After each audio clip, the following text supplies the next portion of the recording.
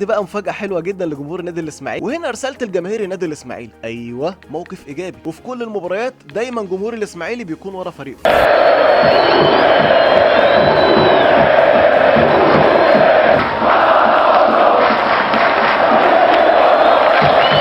إذا عرف السبب بطل العجب. يا ترى شعب إسماعيلية راح فين من مباراة الإسماعيلي؟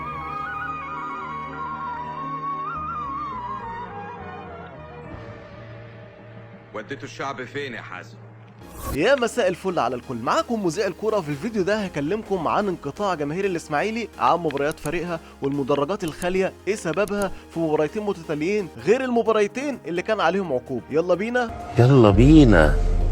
من الشيء اللي كان ملفت للنظر جدا في مباراة سموحة وكمان مباراة مودرن فيوتشر اللي فاتت عدم وجود جماهير النادي الاسماعيلي، والكل استغرب والكل تعجب وانا واحد منهم، واتكلمنا ان دي ظاهرة سلبية بشكل كبير جدا، عدم وجود جماهير النادي الاسماعيلي في مباراة فريقهم رغم احتياج الفريق للجماهير، ظننا لسبب عدم وجود جماهير الاسماعيلي النتائج، رغم ان ده ما كانش موجود خالص السنه اللي فاتت والسنه اللي قبلها، وفي كل المباريات دايما جمهور الاسماعيلي بيكون ورا فريقه. شفناهم في سفريه الجونه فاكرينها، وشفناهم في كل المباريات سواء في اسماعيليه او بره اسماعيليه. طب ايه هو السبب الحقيقي لعدم وجود جماهير الاسماعيلي في المدرجات؟ السبب الحقيقي لانقطاع جماهير النادي الاسماعيلي عن مباريات فريقها هو حبس 6 من جماهيرها من يوم مباراه الزمالك اللي كان تاريخها 19 فبراير. انا كنت في المباراه وكنت بعلق عليها وشفت كل اللي حصل، شفت الجماهير اللي كانت موجوده الكبيره جدا من جماهير الاسماعيلي وجماهير الزمالك، وكنت مبسوط وسعيد جدا بالحضور الجماهيري الكبير ده. ودي كانت على فكره اول مباراه ياخد فيها اتحاد الكوره ورابطه الانديه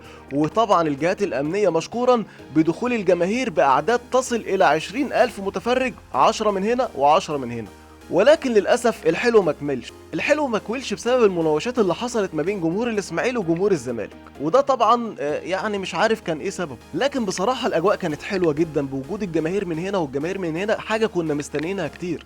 يا ريت نفضل نحافظ على الفرص اللي بتجيلنا كجماهير علشان المدرجات ترجع تتملى تاني. ومن يومها الستة دول لحد دلوقتي لسه ما خرجوش. اكيد القانون بياخد مجراه، ولكن رأفة بالشباب ورغم سلبية الموقف من عدم وجود جماهير النادي الاسماعيلي في المدرجات لمساندة فريقها، اقدر اقول عليه موقف ايجابي. ايوه، موقف ايجابي. اقول لك ايجابي ازاي؟ لانهم عبروا بطريقه سلميه عن عدم وجود 6 من الجماهير وسطهم في المدرجات، يعني عملوا العكس، بدل ما يعملوا تجمع جماهيري هم فضوا المدرجات واعلنوا عن غضبهم وزعلهم عن عدم وجود 6 من الجماهير وسطهم في المدرجات. ولكن الجانب السلبي في الموضوع هو احتياج النادي الاسماعيلي لجماهيره. انا كنت اتأثرت بشكل كبير جدا من تعليق المباراة فيوتشر بعدم وجود الجماهير، لان الجماهير هي الطاقة الايجابية للعيبة، وهي الموسيقى الحية للمعلق الرياضي، هي الوقود، هي الفلفل، هي الملح لكل منظومة الكرة المصرية. حتى وانت بتتفرج على المباراة في التلفزيون لما بتشوف حضور جماهيري غير لما بتشوف مدرجات فاضية. وهنا رسالة الجماهير النادي الاسماعيلي، بعد اذنكم ارجعوا مساندوا فريقكم وما تتخلوش برضو عن قضيتكم. اشتغلوا دايما على قضيتين، خليكوا دايما زي القطر اللي موجود ومميز في اسماعيليه، اشتغلوا على خطين متوازيين، خط بيتبنى القضيه وخط بيدعم الفريق، لان كمان اللي اتحبسوا دول بيحبوا النادي الاسماعيلي ونفسهم يشوفوه في احسن مكانه، وانتوا كمان نفسكم تشوفوا الاسماعيلي في احسن مكانه، فبالتالي مش عايزين نستنى لغايه لما نندم على موقفنا.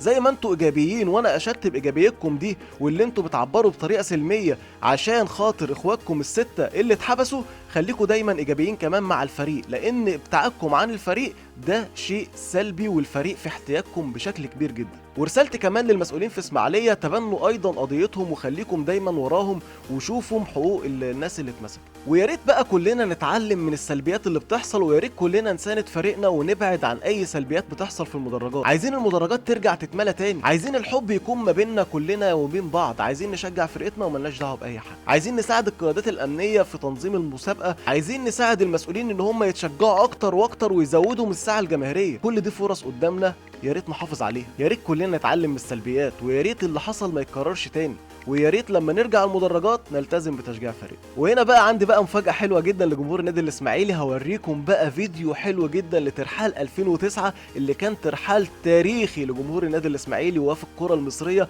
خارج الارض. تخيلوا بقى ان الجمهور اللي انتوا هتشوفوه ده كان بره اسماعيلية في استاد الكلية الحربية بيشجع فريقه قدام الاتصالات يعني ماتش مش قمه، ولكن كان ساعتها الاسماعيلي بينافس، ولما فاز في المباراه دي بالعدد الكبير من الجمهور ده، الاسماعيلي كان وصيف للدوري، وكان هو والاهلي ند بالند حتى اخر مباراه. يلا بينا نشوف واشوفكم تاني على خير. مذيع الكوره.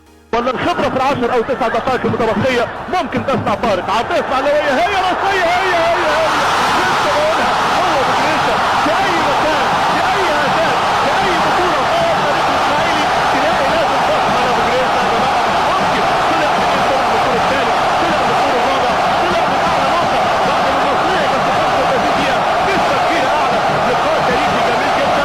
شوف ابو جريشه طلع ازاي، شوف عمل في كوره، عمل الشومان من عمليه الضرب اللي دايما نقول تحضر دي ليله في ملعب الكليه الحربيه. الاسماعيلي يصفروها يعلوها، يطلع حلوه جدا. وسط يعني بكاء او بدايه البكاء هنا عند وائل رياض سيد اللاعب لاعب النادي الاهلي، والاباني كان احد نجوم الزمالك. واحمد سمير فرج اول مره يطلع سمع كلامي في ملعب الكليه، ولكن مع عيلة ابو جريشه انت دايما في ايد امينه، او هم دايما متعه الحياه مع نادي الاسماعيلي. شوف الكره اتعملت ازاي، شوف الراسيه العكسيه ازاي، هنا صعبه جدا حتى لو موجود اوليفر كان.